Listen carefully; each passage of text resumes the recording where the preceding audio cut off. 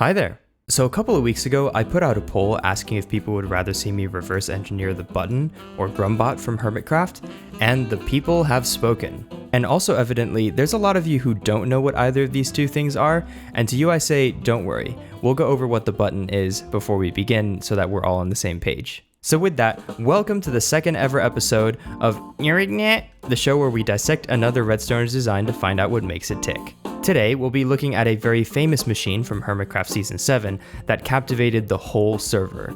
It was the brainchild of the illustrious Mumbo Jumbo, and it looked like this. A strange Cyclops-looking machine that had a health bar made of redstone lamps and a single button. So, what exactly does it do? For that, I'll pass it on to the man himself. Take it away, Mumbo. This is all of the redstone engineering behind the button system, and now I guess I have a little bit of explaining to do. The button is a game. Some would call it a social experiment where you have a button and a countdown timer. That is it. When you press the button, it resets the countdown timer, and then the countdown timer starts ticking downwards, and eventually the timer will run out and the button will die. Now you can see underneath the countdown timer, I have a few different colours right here, and these are the different tiers that you end up in depending on when you press the button. If I hit the button here, obviously you will see that the levels, the redstone lamps, will start switching back on, and also I will get myself a red piece of concrete from this dropper right here. Now it's important to note that you don't just get a belt when you hit the button in the red tier, you get a belt whenever you hit the button. Okay, so say for example, it's in the purple zone. If you hit the button when it's in the purple zone, you're going to get yourself a purple piece of concrete and you're going to have to wear your purple belt. I hope that makes sense. Alright, so that's about all he wrote. As you can see, there's not a whole lot of detail there, but I was able to copy the interface here from his video, and I guess we're going to have to build the rest of it off of just the functional knowledge of the design and also a few screenshots that I was able to grab from the video. Let's see how we do. So, first things first, I think we should start by listing the things that we want this thing to do. So, we obviously wanted to have something that represents its health. That would be these lamps here.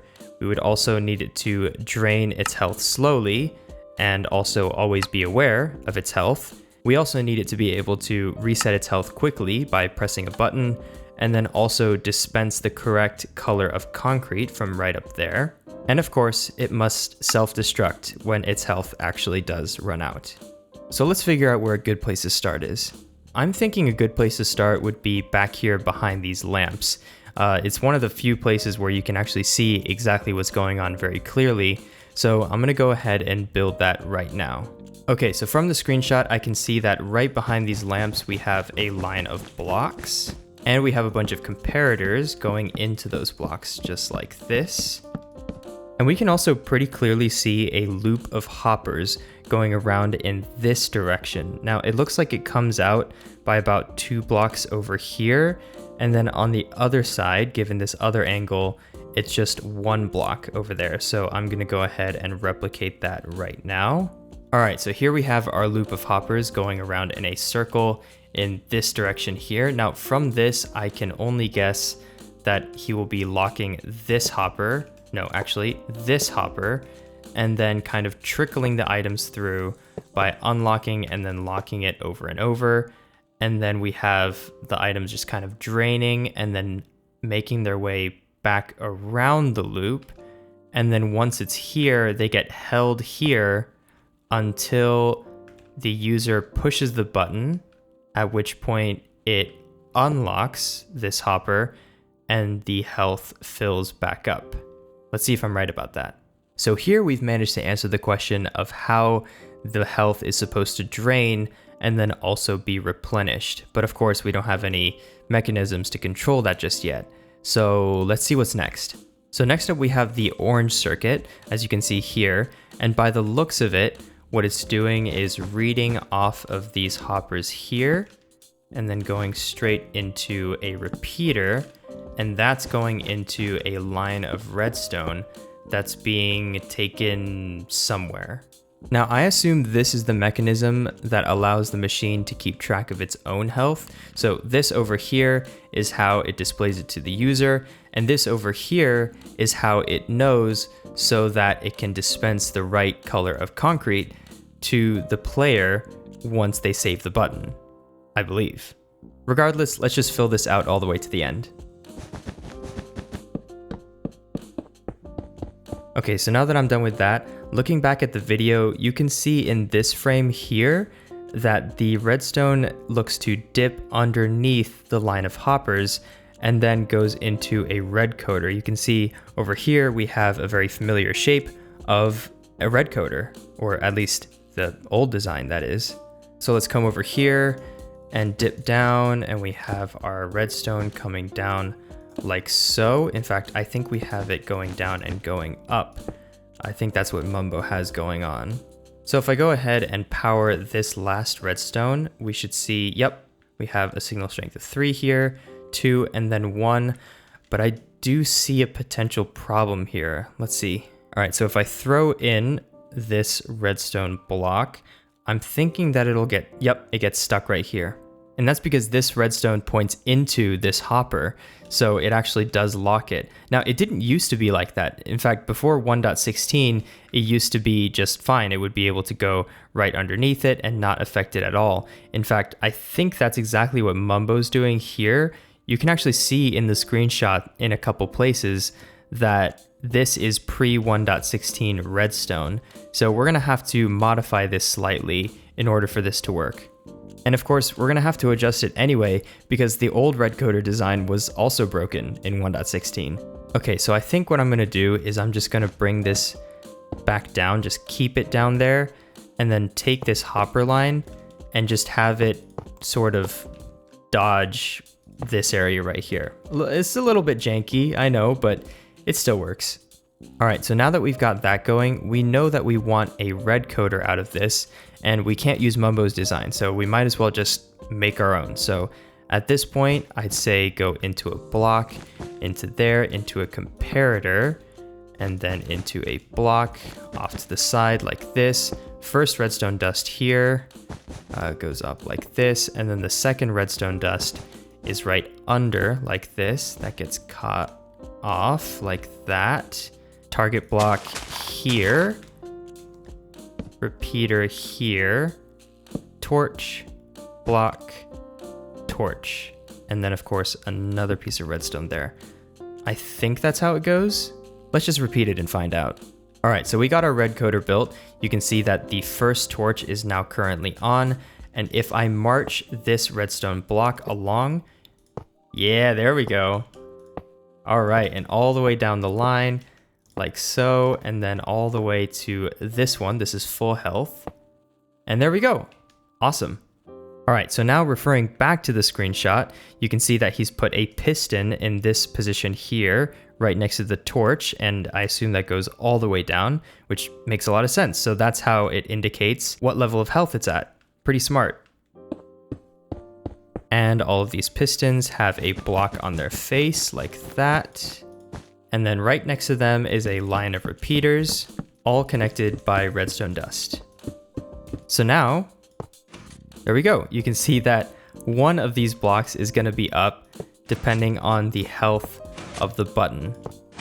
Nice, that's awesome. And then when a pulse comes through on this line like this, then only one of these blocks is going to be powered, and that is going to be passed into one of these droppers that are all facing up into a line of hoppers that all converge on this dropper right here. All right, this is really coming together. So at this point, the button is aware of its own health via this mechanism back here, so that when the player comes by and saves its life, it is able to dispense the correct color of concrete back over to the player.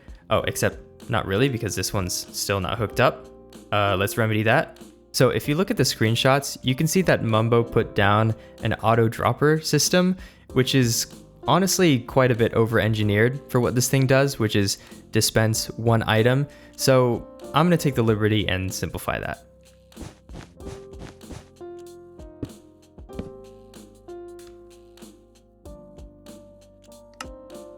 There we go, that's all we need. Okay, so now let's implement the health depletion system, which is the pink circuit in Mumbo's design, as you can see here. And as you can also see, he's using an etho hopper clock, which is a very good choice for this thing.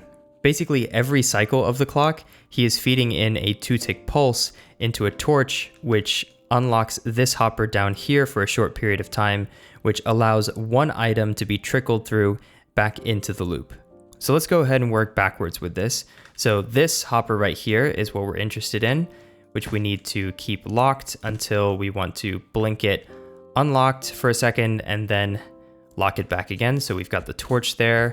We've got the redstone dust here, powered by a block, and then a 2-tick repeater here, and then a redstone dust in the back there. Oh, I also realized that my loop is one wider than his design. So let's go ahead and just shorten that real quick. And now we have our observer, which is going to be sitting right here. And that is going to be pushed down by this piston here. That piston is triggered by an etho hopper clock. So now we've got these two hoppers pointing into each other. And we've got two comparators reading off of them. Block there, dust, dust, sticky piston, and of course our redstone block. Now don't worry if you don't really understand how this thing works. I have it planned for a future what the heck video, so make sure you're subscribed so you don't miss it. So I'm just gonna go ahead and start this timer. I mean, I don't see why not. Let's go ahead and just fill that up. And there we go. Cool. And let's also test this 2-tick repeater just to make sure that it works. So I'm gonna break the chain right here, just throw in this target block. Okay, there we go. You can see that it holds it.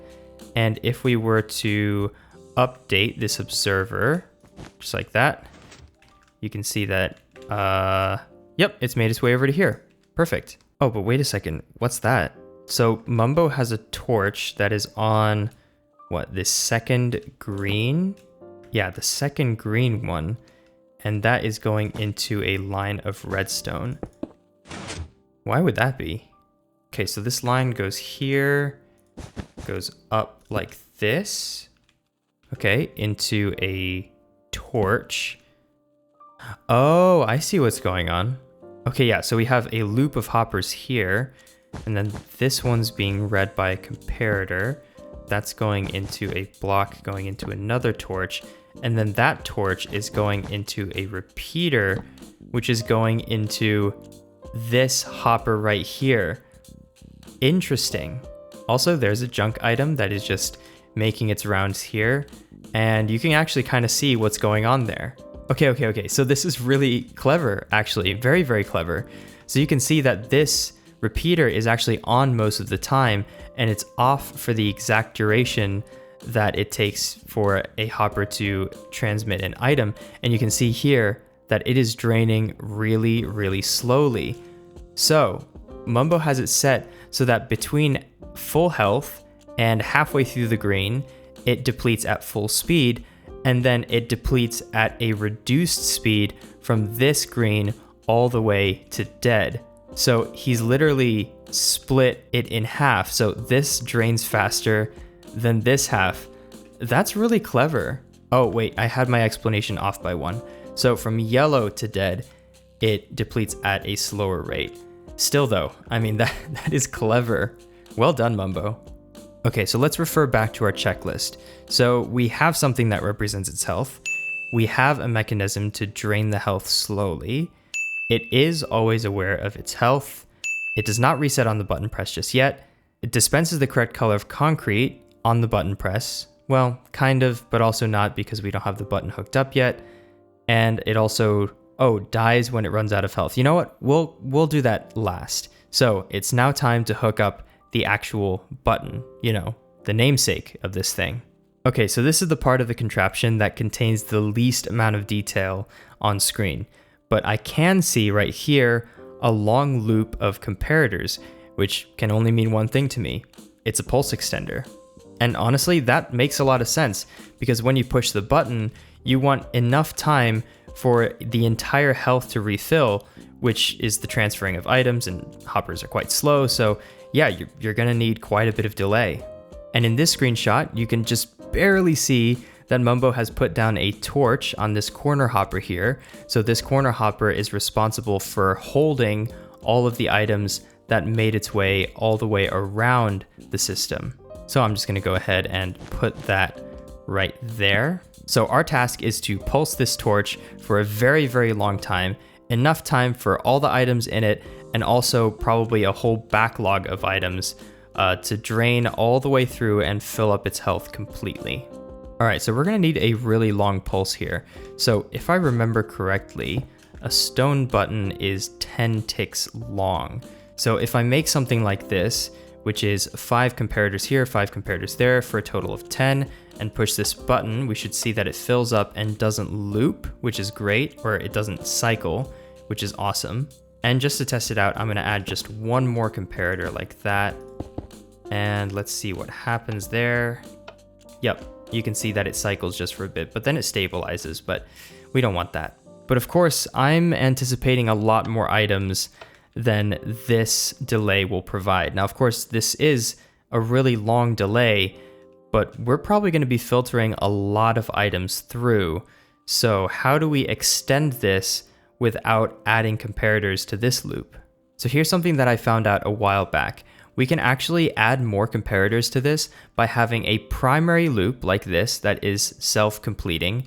And then also, if we dig a trench right here, then we can put down a whole bunch more comparators, as you can see, much, much longer, and then have it come back. So we have a redstone here, and we have more comparators like so, and then we can put a redstone dot here, and then a wool here. So you can kind of see that this will fill up this way, and then all the way around, and then now it's become one big loop. And now you can see just how slowly this starts to go down. Now it can behave a little bit funky still, but I think it's good enough for our purposes. Okay, so this right here is our button. So let's grab a redstone signal out of there, feed it into a block. Let's do 1, 2, 3, 4, 5, and then the turnaround, and then 5 more.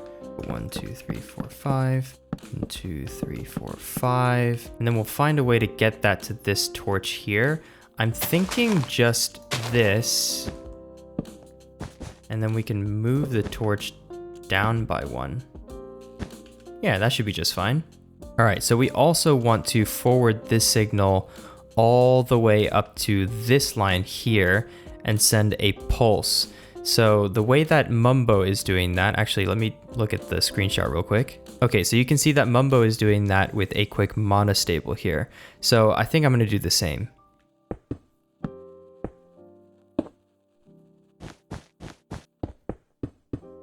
Perfect. So in reality, if you push the button to save the button, there is still a delay. So we've got 1, 2, 3, 4, 5, 6, and 7, as well as 4 more ticks in order for the first transfer. So we've got around about 11 ticks before this thing actually registers that it's been saved. So if you save it within 11 redstone ticks of this thing dying, it'll still die, unfortunately. But for how long this thing stays alive, I think that's good enough for timings, honestly. And I'm pretty sure this is what Mumbo did as well. All right, so here's another piece of guesswork. I wager that he used non-stackable items in this loop, because if you use stackable items, even 16 stack items, that is so many items. There is no way he had enough delay in this line of comparators here, even though it went off in that other direction too. So I'm thinking he used non-stackable items, probably shovels, because, you know, spoons and all that, it's his thing. I'll use shovels too, you know, I'm not above it. So there's 13 lights here. So I'm going to fill 13 hoppers with shovels, starting with this one. All right, so there we go. So this is the 13th hopper filled with shovels. I just went ahead and marked that with the target block. So let's see if this is enough delay. I guarantee you it's not, but let's see how far we go. 3, 2, 1. And we made it to, oh, honestly, further than halfway. That's not bad. Okay, so let's just fast track its death and try again. All right, so we're fully reset. Let's try that again, but with more delay. Okay, full disclosure, I just kept adding comparators until it actually worked. So let me just show you that it works.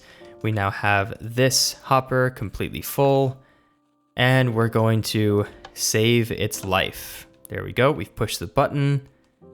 The signal decay is on its way, and you can see that over here. Where are the items? There we go, they are draining. There you go. They're making their way into the system. This is counting down, 4, 3, and if we keep an eye on this last hopper, there you go. You can see it completely drains with a little bit of time to spare, and there we go. The button has been saved. All right, so off camera, I've gone ahead and filled the appropriate color of concrete into each of those droppers over there. So let's go ahead and try to play the game. All right, so I'm gonna go ahead and deplete its health real quick. And we're gonna go ahead and stop it right there. Okay, so now we are on yellow. And yep, this is now draining slowly because we are now below green. So if I push this button to save the button's life, then I should get a yellow piece of concrete and this should fill up. So let's go ahead and push the button. There we go, it's filling up. And there we go. Yes, a yellow piece of concrete. And we should see that these shovels are draining. Yep, over here. This one should empty out all the way. There we go, perfect. And with time to spare, as always. And we are totally good to go.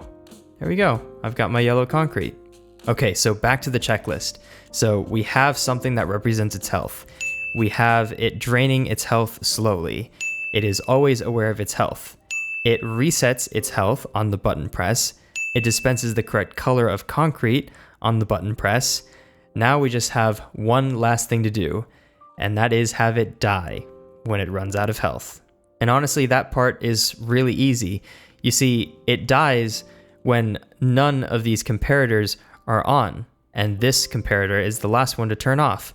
So really, we just need to put a torch on this block right here, and then have a piece of TNT that is activated by this torch turning on. And honestly, I don't have the heart to blow this thing up that I literally just created, so I just went with a dropper with a piece of TNT going into a barrel. So if it ever ends up in this barrel, we know that it died. In fact, let's go ahead and try that out. So once again, we'll kill it fast by removing this torch, and let's keep an eye on both this torch and this lamp here. As soon as this lamp turns off, this torch should turn on. And there we go. You can see the torch turned on. The TNT has been moved into the barrel, and essentially the machine has blown up. It's died. So with that, we have successfully reverse engineered the button from just a few screenshots and knowledge of how it's supposed to work. Hope you enjoyed, hope you learned something, and if you did, please leave a like on this video and subscribe for more redstone fun. And also, let me know in the comments if there's anything else you would like to see me reverse engineer. And with that, I'm out. See ya!